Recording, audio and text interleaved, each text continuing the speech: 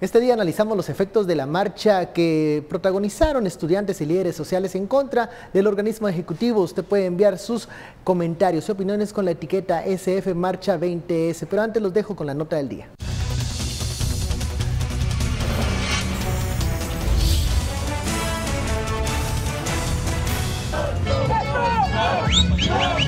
La Asociación de Estudiantes Universitarios, AEU, fue la encargada de encabezar la marcha pacífica. El movimiento sancarlista inició su recorrido a las 8:37 de la mañana en la USAC. ¡El pueblo uniformado también es explotado! ¡El pueblo uniformado! Bloque a bloque fueron uniéndose las distintas unidades académicas, docentes y personal administrativo. De la universidad, docentes, sindicatos administrativos.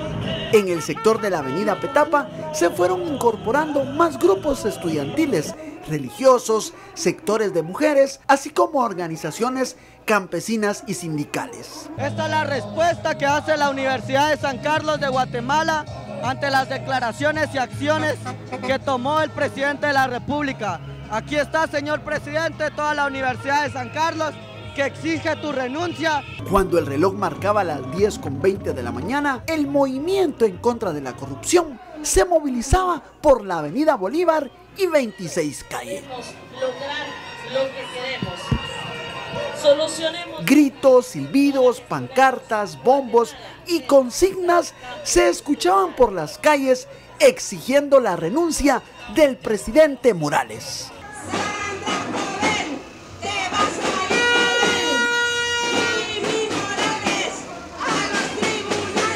La marcha llegó al sector de la 18 Calle y Sexta Avenida al mediodía. Los grupos fueron recibidos con aplausos y la quema de bombas de fiestas patronales.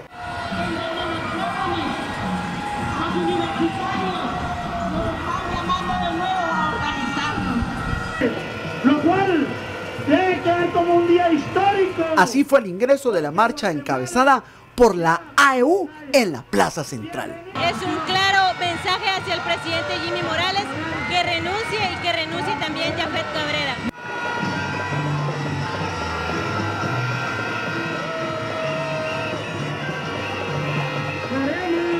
La marcha, según los reportes de la Procuraduría de los Derechos Humanos, finalizó a las 4 de la tarde. No se reportaron incidentes. La Procuraduría solo levantó reportes de la presencia de un alto número de elementos de la Policía Nacional Civil resguardando las instalaciones del Palacio Nacional. Bienvenidos a Sin Filtro, noche de jueves. Este día hablaremos de estas manifestaciones que se realizaron en horas de la mañana aquí en la ciudad capital, en el centro histórico, pero también en algunas cabeceras departamentales. ¿Qué consecuencias pueden tener en el escenario de tensión que se vive en este momento? Mientras el organismo ejecutivo guarda silencio luego de que se conociera este recurso de ampliación que ayer resolvieron los magistrados de la Corte de Constitucionalidad. De eso hablaremos esta noche. La etiqueta SF Marcha 20S. Damos la bienvenida a nuestro analista Osvaldo Samayoa. Muy buenas noches, Osvaldo. Buenas noches, Benki. Gusto. Primero, hagamos un análisis de esta manifestación. Algunos mencionan que es una manifestación multitudinaria, otros que es una manifestación de menor rango, menor tamaño a las que se han dado en 2015 y también en otras ocasiones. ¿Cómo debemos analizar e interpretar lo que hoy se convocó en la Plaza de la Constitución? Bueno, es una manifestación, creo yo, legítima totalmente. Los estudiantes de la universidad son quienes hoy por hoy tienen ese movimiento de ideas, es esa generación que tiene la oportunidad de cerrar muchos ciclos que han sido de corrupción, de impunidad, y por supuesto ellos, al ver que las decisiones políticas que se están tomando en la presidencia no apoyan a este desarrollo que ellos están buscando, se van a expresar. No fue o fue una manifestación multitudinaria no tan grande como en otras oportunidades, simplemente porque el sector económico no está de acuerdo con las mismas y está apoyando en algún sentido acciones que ha tomado la presidencia, y entonces muchas personas que trabajan no pueden asistir a este tipo de marchas. Sin embargo, a pesar de eso, la AEU dio una muestra de legitimidad ciudadana en donde logra convocar a más de 20.000, 30.000 personas para poder manifestar y señalar sus desacuerdos, como bien decía un estudiante, a las acciones que el presidente ha tomado. Y además poder manifestar todos aquellos señalamientos, todo aquello que se ha vuelto un absurdo que proviene desde el gobierno. Me parece importante que debemos de observar que no solo fue en la ciudad, sino que se dio en muchos otros cabeceras de departamentos, en ciudades de departamentos, en donde también estudiantes, sociedad civil, colegios, escuelas, se unieron, sindicatos de médicos, médicos incluso de hospitales no sindicalizados, se unen a este tipo de manifestación y rechazan contundentemente cualquier mensaje que promueva o debilite la lucha contra la corrupción. Mencionabas que el hecho de que el sector organizado, los empresarios en sus grupos representativos no hayan fijado una postura a favor de lo que en un primer momento se llamó el Gran Paro Nacional y luego creo modificó o evolucionó a una marcha porque no observamos realmente un paro de las actividades económicas. El hecho de que los empresarios no hayan acuerpado de manera, digamos, categórica esta manifestación, ¿resta efectividad a la misma? No, yo creo que no. El sector empresarial organizado nunca no apoyó las manifestaciones del 2015, sino hasta que se vieron compelidos porque ya era muy evidente la situación en la que se estaba dando. No han apoyado manifestaciones del año pasado, por ejemplo, en contra de las decisiones que se tomaron en el Congreso con lo que denominamos el Pacto Corrupto. No han realmente apoyado nada, juegan siempre a esto de medias tintas, de ver quién va a ganar o qué va a pasar para unirse a este sector. Me parece que tienen sus motivos y tienen sus razones, pero lo que sí no me parece es que aprovechen estas circunstancias de debilidad política que tiene el gobierno, porque es débil, no porque no sea un gobierno que pueda desarrollarse plenamente, sino que es débil por las mismas actitudes que toma y las mismas acciones, cada vez se deslegitima más. Y me parece bastante comprensible también porque es un sector que también ha sido, sobre todo en temas de financiamiento electoral ilícito, evidenciado y por lo tanto está esperando que los resultados de esta oposición que se ha marcado pues les favorezcan en alguna medida, ¿verdad?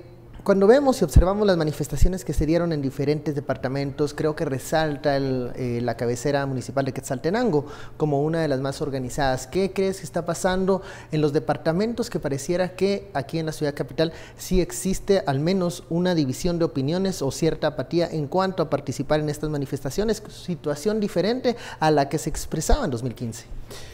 Bueno, ahí hay que tener dos planos, ¿verdad?, de análisis.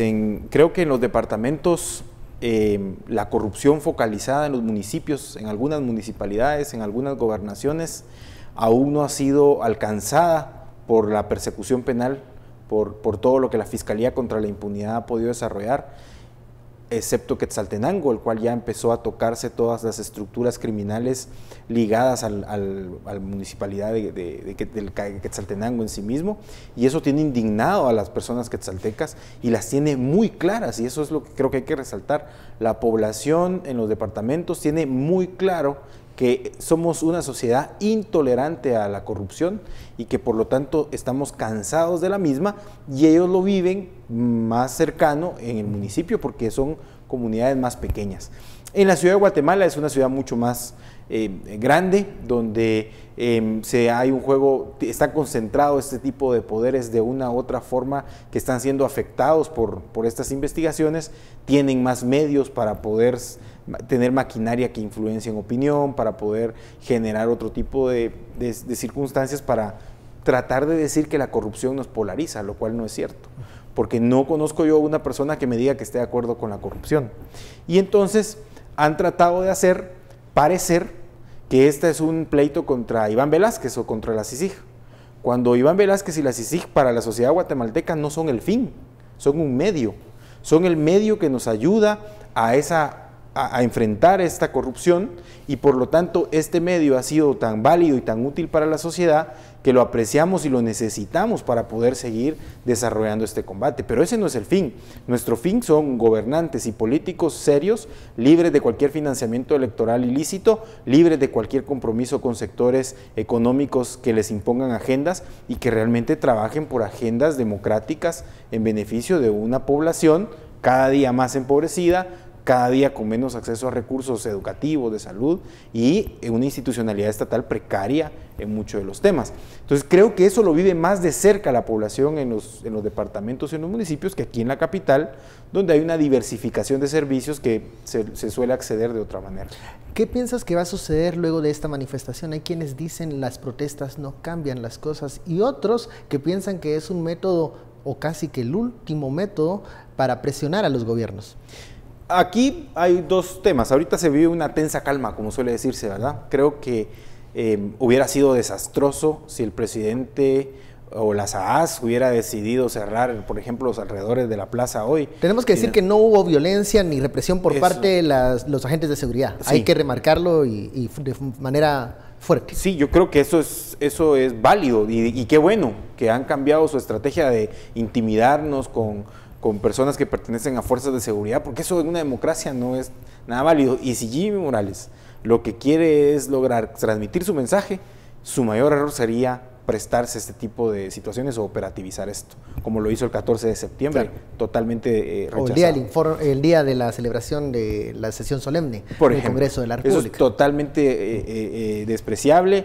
No, la sociedad guatemalteca no es una sociedad que esté buscando confrontaciones, está exigiendo derechos, su derecho a vivir libre de la corrupción, libre de impunidad, y en el ejercicio de ese derecho de exigencia no se está enfrentando con nadie, ni quiere dañar a nadie físicamente ni en su integridad. Lo que está buscando es generar un proceso serio, con políticos serios, y que no den retroceso en todos estos aspectos que hemos avanzado. Por eso me parece que hoy estamos en esa tensa calma, porque cuando el ciudadano ejerce su derecho de manifestar y se expresa, de una u otra forma ha transmitido su sentir, y esto le permite tener una cabeza fría para pensar en siguientes acciones de cómo manifestarse en contra de este tipo de situaciones. Pero ha ayudado también Naciones Unidas a esto. Cuando Naciones Unidas rectifica al comisionado Velázquez, cuando Naciones Unidas dice, bueno, tengamos un comisionado adjunto que permita gestionar en Guatemala todas las actividades, cuando vemos una Corte de Constitucionalidad resolviendo conforme derecho, todos estos eventos van ayudando a buscar una salida diferente. ¿Qué podría agravar la crisis? ¿Qué podría llevarnos? Una comisión pesquisidora que, frente a tanta evidencia que hay, donde los empresarios dijeron sí, nosotros dimos dinero, en donde ellos han dicho, pidieron incluso perdón, donde están enfrentando un proceso, y todo esto es por financiamiento directo al FCN, donde esa comisión pesquisidora dijera, pues no, recomiendo no quitar el antejuicio, o lo pasara al pleno y el pleno votara en contra. Eso va a elevar otra vez la crisis. Ahora, porque hay demasiado evidencia. Según el cronograma de esa misma comisión pesquisidora, los comisionados, que son diputados al Congreso de la República, han citado a una infinidad de personajes para que lleguen a esta comisión, lo que nos hace pensar que ese informe va a estar no en pocas semanas. No, yo siento que han estado gastando tiempo, de una u otra forma estaban esperando el resultado de todas estas acciones en escalada que llevaba el gobierno, pero vieron primero la incoherente actitud del manejo de relaciones exteriores frente a un órgano como Naciones Unidas. Segundo, los resultados de la Corte de Constitucionalidad, y tercero, esta marcha social que desprecia totalmente cualquier acto que pueda favorecer un retroceso en temas de combate a la corrupción. Yo creo que ellos estaban esperando ver cuál es el resultado de esto. Entiendo que han citado, que ya en ese cronograma han citado también al presidente y a otras personas. Yo creo que, como bien dice la misión de ley que tienen que cumplir, no es calificar si hay delito en ese sentido, sino si existe sospechas, si existen elementos suficientes que no sean espurios para creer que esta persona ha participado en el delito. Y bajo esa circunstancia, todo lo que rodea externamente a cualquier informe que les hayan presentado, que lo decía hace un minuto, la aceptación de los empresarios que dieron el dinero, la solicitud de perdón, los procesos penales que hay contra ellos, en donde ya se está hablando y discutiendo de esto, es más que evidente que deben de dar un sí en esta declaración que ellos emitan. Vamos a la primera pausa de la noche, la etiqueta SF Marcha 20S, volvemos. Al regresar, conclusiones de la jornada de protestas y qué pasó con la resolución de la Corte de Constitucionalidad. Regresamos a Sin Filtro, ya nos acompaña Daniel Herring, muy buenas noches. Buenas noches. Parecer un árbol ha sido el problema. Un árbol en la fuerte lluvia. Landívar se había caído y un tráfico tremendo, solo para que la gente vea que estamos en directo. Estamos en directo y bueno, también una precaución a aquellos que se dirigen en automóviles en este momento porque la lluvia es constante, hay que tener mucho cuidado. Bueno, ya no había tanta lluvia, ya estaba un poco dispersa ahora. Estábamos hablando en el primer bloque sobre las repercusiones, los escenarios luego de esta jornada de manifestaciones, una jornada de manifestaciones que tuvo diferentes expresiones, sobre todo en las cabeceras departamentales. ¿Qué va a pasar después de esta marcha del 20 de septiembre? Puchica, ojalá uno lo supiera qué va a pasar, no tengo ni idea. Algunos vaticinan de que como no se llenó toda la plaza, no va a ser un factor que el presidente va a tomar en cuenta para cambiar algo de verdad es que le encanta decisiones. O sea, ahora vamos, a mí me parece... Hay un marchómetro, hay que decirlo ahora. No, es impresionante. Y todos lo están utilizando. Desde que hay fotos de drones, o está toda completamente la plaza repleta o no vale. Miren, la plaza completamente repleta en 2015 solo estuvo un día. Sí. Y digamos, los que fuimos ahí con regularidad en 2015, esto era bueno, no habían demasiadas en 2015 que fuesen así, como estaba hoy. Luego estuvo la del 20 de septiembre del 2017, que fue espectacular, digamos, todo ese proceso. Y obviamente la de la marcha de las dos vidas, el domingo de hace 15 días. 15 días, un par de semanas, que fue espectacular, increíble, impresionante. Y la de hoy es una marcha nutrida, fantástica. Es una gran marcha, digamos, es una marcha poderosa. Agarrar y compararlas, y tener que compararlo con las mejores, las marchas más increíbles de la historia reciente del país, por lo menos las marchas urbanas y demás, y que todo sea a la medida de cómo comparo esa foto aérea en una y otra, es ridículo, es absurdo. Una vez más, y lo dijimos aquí, quien no vea que la marcha de las dos familias, que no lo vio en ese momento, era una clarísima mensaje de la sociedad guatemalteca en una dirección determinada, por lo menos de la capacidad de movilización de una parte de la sociedad guatemalteca, y las encuestas de opinión nos dicen lo mismo, que quiere un modelo de familia tradicional, está jugando al avestruz, está mirando a otro sitio y está ignorando la realidad del país. Pues esto es lo mismo. Quien no quiera ver que hoy fue un mensaje contundente de una parte de la sociedad que también se moviliza, también se organiza, y también tenemos múltiples encuestas que nos dicen que la gente está a favor de la lucha contra la corrupción. Quien no vea eso está jugando al avestruz, y son simplemente discursos que intentan de alguna manera demeritar o echarle algún pequeño cable a un presidente que está sinceramente golpeadísimo por lo que pasó ayer, que fue un doble golpe muy duro para él, y por lo que ha pasado hoy, porque clarísimamente la sociedad, miren cómo estaba Quetzaltenango, una belleza esa marcha también en Quetzaltenango, y cómo se movilizaron en todos los países, y se lo está diciendo alguien que no fue, yo no fui, yo tenía que trabajar. A ver, Daniel, ¿cómo interpretas, ya nos lo había dicho Osvaldo, cómo interpretas la decisión del sector organizado de tomar una postura más a distancia de lo que hoy ocurría? Digamos, no ha sido todo sector organizado, fueron dos cámaras que ya, digamos, si lo pensamos, esto es una posición tradicional, ni siquiera en el 27 de agosto de 2015 se optó por el paro, ¿verdad? Se tuvo la misma postura el 20 de septiembre de 2017, y yo sinceramente a lo de hoy, llamarlo paro, sí me parecería un poco forzar la máquina. Creo que fue más una marcha estudiantil, sobre todo. La tradición se ha vuelto a llamarle paro, pero no es un paro. No es un paro en sí mismo. Todos los, digamos, comercios, trabajo, la actividad económica Estado, continuó, pero vamos, sin ningún problema. Creo que en 2017 sí hubo un poquito más de paro, y obviamente en 2015 sí fue bastante más completo. Pero no, lo de hoy creo que se lo debes más a los estudiantes. Es una marcha de estudiantes, una parte joven y organizada de la sociedad, que sí mostró músculo, clarísimamente. Quien no quiera verlo, bueno, en fin. O sea, las avestruces lo que les pasa al final, bueno, que les acaban cortando el cuello. Cerremos el tema. Hay un tema muy interesante que se dio en la asamblea de estudiantes en la universidad. Tuve la oportunidad de estar ahí en la universidad y ver un momento de esta asamblea. Y en las expresiones diversas que habían en la asamblea de la universidad que la EU organizó, había un mensaje claro. Hay un sector de la población que sobrevive en el país y que esa sobrevivencia que tiene lo tiene encasillado en no poderse expresar plenamente como desea. Hay otro sector de la población que está cooptado y el único sistema legal, legítimo, con expresión real es el estudiante, y ellos lo manifestaban en esa asamblea. Si nosotros como estudiantes no empezamos, dijeron, a expresar esta inconformidad porque somos una generación que no queremos y no toleramos la corrupción, entonces nadie más lo va a hacer.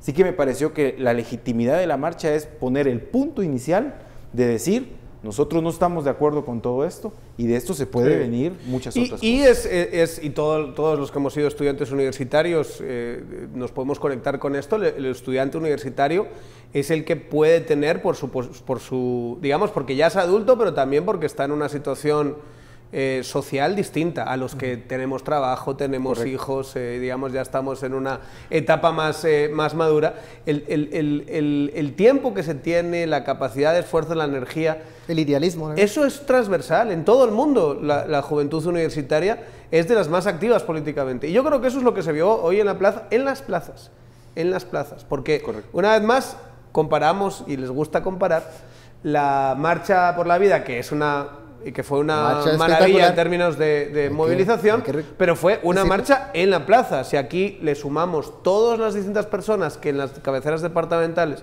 se movilizamos, también tenemos, si lo que querían, una foto de una plaza completísimamente repleta. Bueno, vamos al segundo tema de la noche y profundizamos en la decisión ayer dividida de la Corte de Constitucionalidad en este recurso de ampliación, esta aclaración que solicitó el abogado Alfonso Carrillo. Pero antes de ello, esta mañana el secretario general de Naciones Unidas, el señor Guterres, se refirió al tema de Guatemala y CICIG. Escuchemos. Sobre el CICIG es muy claro. Yo no veo razón para retirar la confianza al comisario, pero hay una situación de hecho. Y en ese sentido hicimos una recomendación, incluyendo con una consulta al gobierno de Guatemala, de establecer un vice o deputy que en el terreno tenga la posibilidad de coordinar la acción de la CICIG sin poner en causa, como dice, la confianza en el comisario. La posición nuestra fue muy que debe ser resolvida y esperamos que en consultas con el gobierno sea posible encontrar un adjunto para coordinar la acción al interior del país y naturalmente en el contexto de los contactos regulares con Guatemala hay una negociación prevista en el tratado, es lo mismo, y nosotros estamos interesados en proseguir esa negociación visando el perfeccionamiento de la acción de la Comisión. Palabras del secretario Guterres esta mañana en conferencia de prensa refiriéndose al tema de Guatemala y de la Comisión Internacional. También la resolución ayer de la Corte de Constitucionalidad pareciera que da un compás de espera o un espacio de oportunidad para que los ánimos bajen y se pueda entrar a negociar. Pero muchos avisan que la pelota está del lado del Ejecutivo. Comenzamos por acá. Bueno, Antonio Guterres tiene muchas de las oportunidades legales, lo voy a decir así, de poder manejar la situación. Primero, el convenio firmado entre Guatemala y Naciones Unidas para el establecimiento de CICIG le otorga a él, y únicamente a él y a nadie más, la posibilidad de nombrar al comisionado. Y eso lo dice el artículo 5.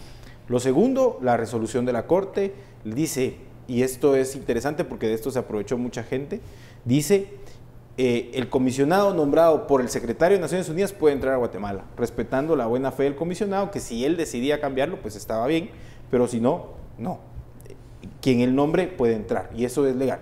De hecho, en la carta que circuló en redes, decía, no veo motivos si una corte interna le está diciendo que usted tiene que admitir a quien yo nombre, y yo reitero a Iván Velázquez.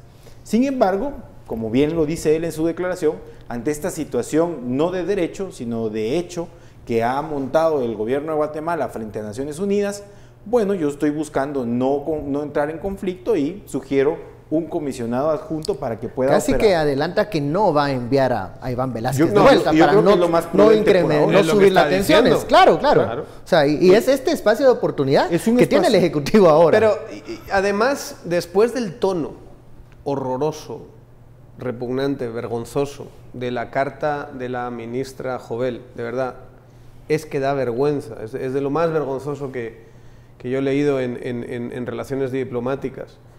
La verdad es que la respuesta es muy calmada, muy tranquila, es de apertura, es madura, sí. Es como el niño berrinchudo que le está gritando, el padre lo agarra, lo sienta y le dice, bueno, ahora te vas a calmar y después de que te calmen vamos a poder hablar. Y yo creo que hizo bien Gutiérrez en dejar que pasase un poquito de tiempo, porque eso lo que dejó claro es que iba a poder entrar Iván Velázquez y ahí es donde le reafirma. El gobierno lo que quería hacer era tener la negociación sobre a quién dejaba entrar, lo cual era absurdo, ¿verdad? Es totalmente ilógico. O sea, si tú vas a anular la decisión de dejarlo entrar y luego negociar sobre esa decisión, no tiene ningún sentido. Ya no existe el hecho, es imposible negociar sobre ese hecho. Entonces, cuando tú haces eso, cuando él tenía ya esa seguridad, reafirma a Velázquez, después hay una vuelta de tuerca a la seguridad con la aclaratoria de ayer, y sobre eso ya la actitud es, bueno, y ahora que sepas que no va a ir, que sepas que no va a ir porque no puede, y tiene toda la legitimidad de ir, claro. No va a ir porque no es conveniente en estos momentos. Sobre esa base, sentémonos a hablar, pero sobre esa base, no sobre las reglas que tú querías poner, que eran negociemos a ver quién te acepto yo que entre. Sí, digamos, por eso mismo la Carta de Naciones Unidas no permite que ningún Estado de forma directa, unilateral, le imponga qué tiene que hacer el secretario de Naciones Unidas. El jefe del secretario de Naciones Unidas es la Asamblea de Estados Partes, y es esa Asamblea la que da las directrices. Y una de las directrices de la Asamblea es la democracia. Otra de esas directrices es los derechos fundamentales. Y tenemos el derecho fundamental a poder vivir libres de corrupción y libres de impunidad. Y en esa medida se fortalece el sistema democrático, la soberanía que descansa en nosotros como población, que la delegamos en unos representantes que son estos gobiernos. Cuando el gobierno va en contra de esa soberanía que le delegamos nosotros, que son nuestros derechos, y vivir en democracia, es cuando se generan estas crisis. Y yo creo que Antonio Guterres lo dijo muy bien hace más de un año. Es a este gobierno al que le molesta, pero no es necesariamente a la población guatemalteca, porque está promoviendo esa democracia y esos derechos. Y eso es lo de hoy, digamos. Lo de hoy es, aquí están las muestras, ¿no? Las muestras de muchísima gente, cuenten la gente, no. Mira, ahí hay un espacio libre. Eso significa que fracasó la manifestación. No. Cuenten, hay mucha gente que está expresando, y hay mucha gente que estamos pensando lo mismo, que no fuimos porque estábamos en estos trabajos. Y cuando ves las encuestas de opinión, te está hablando de 70-75% de aprobación a lo que ha hecho la CICIG. Hacemos una pausa, vamos al corte.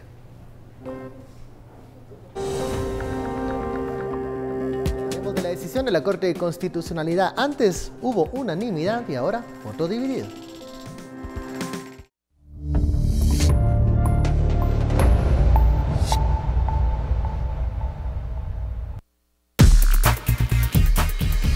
Realmente una resolución a todas luces ilegal y viciada. Recordemos que el artículo 70 y 71 de la Ley de Amparo establece claramente que el objeto de la aclaración y de la ampliación no es volver a hacer una nueva resolución como lo hicieron ayer los magistrados. El objeto es en determinado momento ampliar algún punto que se haya omitido resolver o aclarar si la misma es ambigua. La resolución del domingo de la Corte de Constitucionalidad fue totalmente clara en que deberían de darse dos eventos previo a la venida de un comisionado. El primero es negociar con la ONU precisamente la venida de una nueva persona y con posterioridad a ello de común acuerdo en forma bilateral que pudiera venir ya sea un comisionado o una comisionada, como le dice la resolución. Es a todas luces ilegal y por ello fue que dos de los magistrados de la Corte de Constitucionalidad, es decir, la licenciada Dina Ochoa y el licenciado Neftalí Aldana, indicaron claramente, razonando su voto, un voto disidente, que yo ya tuve la oportunidad de leerlo y en el cual se establece claramente que no se trata de hacer una nueva resolución. Eso es un delito que se llama dictar resoluciones violatorias a la Constitución y prevaricato, es decir, fundar la resolución en hechos falsos. Por ello, considero yo que al momento que le notifiquen al gobierno de la República esta resolución, la misma, insisto, no debe ser acatada, fundamentándose en lo que establece el artículo 156 de la Constitución, que claramente indica que no hay obligación de parte de ningún funcionario civil o militar de acatar una orden manifiestamente ilegal. Declaraciones de Raúl Falla, abogado de la Fundación contra el Terrorismo. Antes de continuar con este análisis, es momento del pronóstico del día para mañana. Aprovecha las promociones que Comex trae para ti. 60% de descuento en tu segundo galón o cubeta de Promil Plus. Búscanos en Facebook como Comex Centroamérica. Presenta. Bienvenidos a esta emisión de Sin Filtro. Muy buena noche, un gusto saludarlo como siempre. Soy Sara Guerrero y es momento de finalizar el informe climático para todos ustedes. Momento de conocer el pronóstico específicamente para la meseta central de los próximos 3 días. Viernes, sábado y domingo continuamos con presencia de lluvias alternada con tormentas eléctricas, especialmente en el área en las horas de la tarde y de la noche. Amanecemos con cielos parcialmente nublados que se despejan alrededor del mediodía, en donde tenemos una temperatura máxima de 26 grados centígrados los 3 días. Compartimos también información referente al sol. Cada vez amanece más temprano y hemos estado observando el amanecer a las 5:33 de la mañana y los últimos rayos del sol los apreciamos a las 18:32. Finalizamos de esta manera todo lo referente al clima. Continuamos con más. Llévate el galón de Real Flex Humedad Extrema a tan solo 240 quetzales. Visítanos en tu sucursal de preferencia. Búscanos en Facebook como Comex Centroamérica. Presentó. Ahora sí, continuamos con el análisis. Serán las declaraciones del abogado de la Fundación contra el Terrorismo, el señor Raúl Falla. Vamos con el tema de los votos razonados, que aún no se conocen porque no se han publicado. Se conocen. El señor Falla sí los conoce. Es bueno, él dice que sí los conoce. Qué impresionante que nos diga cómo él conoce votos razonados cuando no son públicos. Sí. Eso debe ser delictivo de alguna manera. De hecho, el secretario Brito confirmó que no han recibido la notificación y luego se preguntó a la Corte de Constitucionalidad y es la razón de esto es porque no se han adjuntado estos votos. Pero él ya los ha leído. Bueno, mire, yo solo si me permiten un comentario, y esto es un comentario para nuestros queridos amigos de Guatevisión. No, yo no tengo problema con que haya voces radicales o voces con opinión distinta, pero que sean de un poquito más de nivel. Este señor tiene el nivel subterráneo, por los suelos, suboceánico. Es una cosa grotesca. Cada vez que sale hablando, no dice nada coherente y dice una cosa, unas cosas que no representan a nadie. Bueno, pero es una postura de un sector que existe. No, bueno, claro, sí, total. Venga, tráeme aquí también a los neonazis de vete a saber dónde. No creo que todas las voces tengan que estar representadas de esta manera, no por esa persona. De ese mismo grupo, con esa misma ideología, hay gente mucho más seria que ese personaje. Y dos, primero que llama a desconocer una orden de la CC, y eso es un delito. Es un delito. Y lo segundo, está también confesando que ha leído algo que no debía haber leído. ¿Cómo le ha llegado a él el voto razonado de Dina Ochoa o de Neftalí Aldana si eso no es público?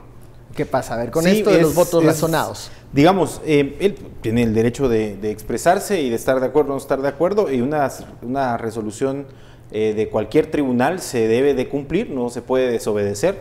Hay que entender un principio básico en esta república en la que vivimos y que me parece muy atinado este análisis, que es que quien está autorizado a interpretar las leyes y lo hace mediante sus sentencias, sus resoluciones, son los jueces. Y quien debe de cumplir con esto de legalidad y con estas sentencias es el Ejecutivo. No es un tema de que el Ejecutivo decida si va a cumplir o no va a cumplir, porque entonces no viviríamos en una república ni en una situación de Estado democrático. O la soberana... Perdón, bueno, iba a decir malas palabras, pero... No. Butade. La soberana tontería de que el hecho de que haya votos disidentes hace que sea ilegal. la resolución? No, en ningún sentido. O sea, es impresionante. En ningún sentido. ¿Dónde le dieron, en qué caja de cereales le dieron el título a este señor? Lo que sí hay un... Lo que me preocupa, y lo debo de decir, me preocupa que en sus declaraciones haya dicho que él ya vio el contenido de los votos razonados. Quizá para un ciudadano común que no haya estudiado leyes, diga, bueno, sí, tuvo acceso, pero es que no se puede acceder a ese voto hasta que no ha sido notificado a las partes y es público. Hoy yo escuché las declaraciones de la magistrada donde decía, no tuve tiempo de terminar de redactarlo, lo haré.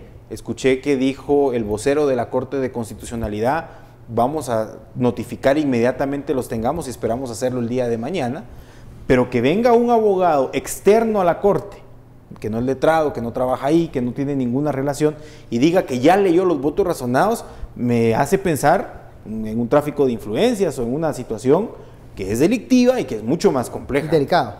Ahora, hay algo que llamó mucho la atención ayer que se conoció este recurso de aclaración y la resolución de la Corte. Se perdió la unanimidad. Y esto pasa, suele pasar, es un mensaje, la política entró a la Corte, ¿qué pasó? Hoy salió el comunicado del relator. Se ríe Daniel, pero bueno, que es lo que... La política es la Corte. La política es la Corte, siempre lo has dicho, yo sé. Entró la Corte, uy, de repente entró la política. Apareció no puede ser. No, la Corte de Constitucionalidad tiene este contexto político en donde resuelve.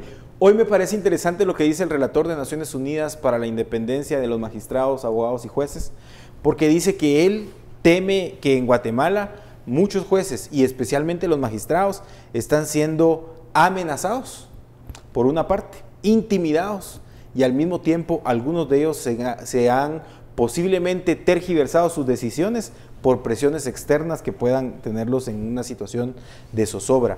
Bajo ese pronunciamiento del relator de Naciones Unidas para esta independencia, es preocupante pensar que en una situación que era una aclaración hayan votos disidentes cuando la resolución inicial fue unánime y era clarísima. Me parece un ejercicio poco ético, poco deontológico en el tema jurídico, que muchos abogados hayan tomado la parte considerativa de la resolución para crear toda esta confusión, cuando la parte resolutiva en sí mismo, los por tanto, eran clarísimos. Puede entrar el comisionado, no puede hacer tales circunstancias, y esas partes clarísimas donde resuelve, y el hecho de que sea por la comisionado o comisionada, eso es lo que dijo, como no está hablando Iván Velázquez, no, claro, clarísimamente están diciendo que primero se negocia y luego se entra. Si está anulando la decisión, si está diciendo que esa decisión ya no es, ¿cómo va a ser parte de la negociación algo que ya no existe? Es que no, y eso sí no tiene ningún sentido. Entonces todas las controversias son, mire, vamos a llegar, vamos a meternos en CICIG, vamos a sacar a la gente, montarlos en un avión, llevarlos a su casa, destruir todas las pruebas y después nos vamos a sentar a negociar porque el artículo 12. No, claramente usted no puede hacer eso. Eso que hizo es ilegal, eso que hizo no está bien. Cuando tenga controversias, ahí ya habla, pero la controversia es, por ejemplo, que Iván Velázquez siga siendo comisionado. No, la controversia es yo hago que Iván Velázquez no entre y eso es lo que negocio. Ahora, cuando yo he creado ese problema. Voy a plantear algo. El artículo 5 de la Ley de Amparo, Exhibición Personal y de Constitucionalidad, en su inciso C, nos indica que toda notificación deberá hacerse a más tardar al día siguiente de la fecha de la respectiva resolución. Al día siguiente de la fecha de la respectiva resolución. Esa notificación debió hacerse hoy. Y al no hacerse hoy, puede hacer presumir que están dando tiempo o ganando tiempo para algún tipo de estrategia que pueda llevar a no cumplir con la resolución de la Corte de Constitucionalidad. O, en un segundo sentido, que sí, realmente hay otros abogados externos a la Corte y no los propios magistrados que estén redactando los votos razonados. Y eso es muy grave para la institucionalidad de la Corte de Constitucionalidad. Es muy grave. Imagínate eso. ¿Verdad? Cualquiera de las dos es muy grave. Y amar a que no se respete la resolución. Y yo lo voy a decir, yo no estuve de acuerdo, y era un estudiante de la universidad, y me expresé y manifesté cuando la Corte dijo que podía participar Ríos Montt en la candidatura del 2003. Y me expresé y dije todo, pero se respetó esa decisión. O sea, toca a veces respetar decisiones que sabemos que no estoy de acuerdo. Para bien o para mal, había un artículo dedicado a Ríos Montt, o sea, en la Constitución, pero para que no se pudiese... Y aún así pasó. Una Entonces, interpretación. si nos están hablando de legalidad, y el artículo 5 de la ley de amparo nos dice que tienen que notificar al día siguiente de emitida la resolución, y no lo hacen, entonces, ¿qué está pasando? Viene otra persona ajena y nos dice que ya conoce el voto, que todavía no conocemos porque no ha sido notificado. Aquí hay algo que habría que poner en duda. Bueno, lo primero que hay es un bocazas, eso es la primera, digamos, que desde luego se tendría que estar arrepintiendo de haber dicho eso, porque o es mentira, o se metió en un gran problema. Ahora, el silencio presidencial, nos hemos comunicado con la Cancillería y Cancillería nos refirió al secretario de Comunicación, quien va a ser en esta ocasión la persona que va a dar a conocer algún tipo de respuesta.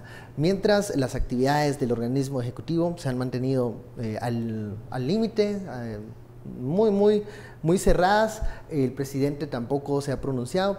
Este silencio desde el organismo ejecutivo, ¿qué señal nos está enviando? Yo creo que están fraguando algo más, ayer fueron 2 golpes muy duros, como decías. Estuardo nos decía hace unos días que están preparados para apretar el botón nuclear. Yo creo que hay bastantes alternativas en este momento para no hacerlo. Lo que yo creo es que no esperaban ese recurso de aclaración así, tan rápido, de la forma en que fue. Y tan claro. Es impresionante. No lo esperaban tan claro. Sobre todo en las repercusiones penales que podían tener quienes...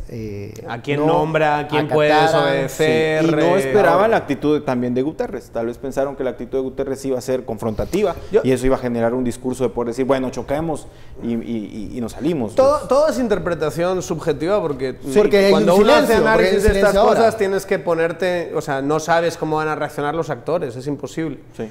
Entonces, obviamente hay interpretaciones para todos los gustos. Yo soy más de la idea de que esto lo han llevado, digamos, todo este proceso desde el 31 hasta hoy, es un proceso como de intentar mostrar fuerza, de intimidar, de decir estamos dispuestos a todo, de como de amedrentar hasta cierto punto para que los demás dijesen, mira, para que no haya opción nuclear, mejor cedamos nosotros. Que cediese la Corte, que cediese la ONU, que cediese... digamos, que hubiese cierta dinámica en el Congreso, esa clase de arreón de burro.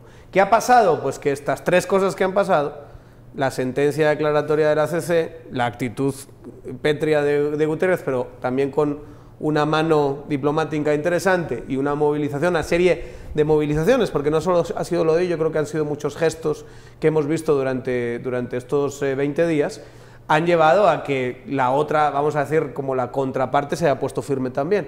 Entonces ahora están en ese dilema de si van a cruzar esa línea peligrosísima. Claro, tienes a los porristas, ¿no? Tienes a Linares Beltranena diciendo, venga... Pero son los porristas de siempre, Daniel, o sea, ya sabes que es la son 4 gatos al final. Y digamos, hablando de la representatividad de la hiperextrema derecha cavernaria, es muy poquita, ¿eh? ¿Ven? Es muy poquita, eso te lo dicen las mismas encuestas. Pero el punto es... A la hora de cruzar la línea, ya entras dentro de hechos delictivos. Sí. Una cosa es ponerse con militares, hacer así, decir soy fuerte, soy firme y demás, y otra cosa ya es cruzar la línea que hagas lo que hagas, vas a tener repercusiones penales y en 2020 Jimmy no va a ser presidente para protegerte. Ojo, situaciones que están pasando al margen de estos sucesos. Este día se reunió la fiscal general con el embajador de Estados Unidos por la tarde. El OJ no ha elegido presidente, muchos magistrados se encuentran de viaje en estos momentos. ¿Quién preside? La magistrada Valdés. Cosas están pasando. Muchísimas gracias por el análisis, Osvaldo, Daniel. Muchas gracias. Ahora los dejamos con María René. Bueno, tenemos que hablar de la crisis en Venezuela y fíjese que los venezolanos que están precisamente escapando de esta crisis económica en su país prefieren dejar sus casas abandonadas en vez de venderlas a un precio por debajo del mercado. Esto dicen, bueno, podría evitarles muchos problemas en un futuro. Apartamentos donde nunca se enciende la luz. Estacionamientos con puestos vacíos o buzones atiborrados de correspondencia dan testimonio del abandono de viviendas por la migración venezolana. El fenómeno es tal que se ofrecen servicios para administrar estas casas vacías, pago de servicios públicos, representación ante las juntas de condominio y hasta encendido de luces para engañar a los ladrones. Vivo en una urbanización cerrada que tiene 2 controles de vigilancia, etcétera, etcétera, donde te puedo asegurar que el 40% seguro de todas las propiedades que están ahí arriba están vacías. Muchos propietarios no quieren alquilar sus casas por temor a perderlas, pues a menudo las autoridades impiden los desalojos aunque haya incumplimientos. Alquilarlo es muy complicado porque finalmente no sabes si el inquilino te puede terminar dañando el apartamento o puedes terminar un juicio que pase años y no lo sacas nunca. Entonces es preferible dejarlo solo con llave y si acaso algún familiar o amigo te lo ve algunas veces al mes y listo. Y así se quedan la mayoría. Vender tampoco es una opción, ya que según la Cámara Inmobiliaria Metropolitana, las viviendas en Venezuela cuestan entre 70 y 80% menos que hace 5 años. Tuve una oferta y llamé a la propietaria, pero me ofrecieron 50 y me dijo la propietaria, prefiero dejarlo cerrado. O sea, si ella lo vendiese en $50.000, lo está vendiendo en menos de lo que ella le costó hace 20 años. Unos 2,3 millones de venezolanos viven en el exterior, de los cuales 1.600.000 migraron desde 2015, según cifras de la ONU. Gracias por habernos acompañado en esta emisión de Noticiero Guatevisión y por supuesto el análisis de Sin Filtro. Esperamos que usted pase una muy feliz noche y recuerde que mañana lo esperamos en otra emisión de Noticiero Guatevisión a las 9. Que descanse y que pase un excelente viernes.